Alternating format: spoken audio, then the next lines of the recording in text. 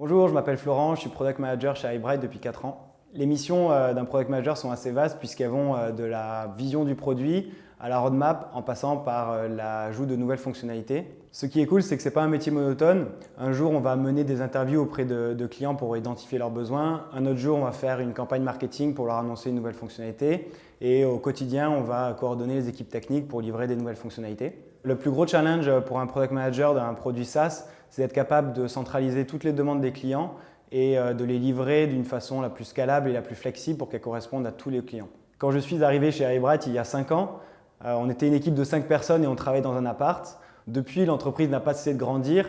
Entre le nombre de fonctionnalités et la variété des clients, le quotidien est loin d'être monotone. Pour moi qui ai un profil entrepreneur, il y a toujours plein de nouveaux challenges et donc je m'éclate. Au département produit, on travaille en méthode agile, Scrum.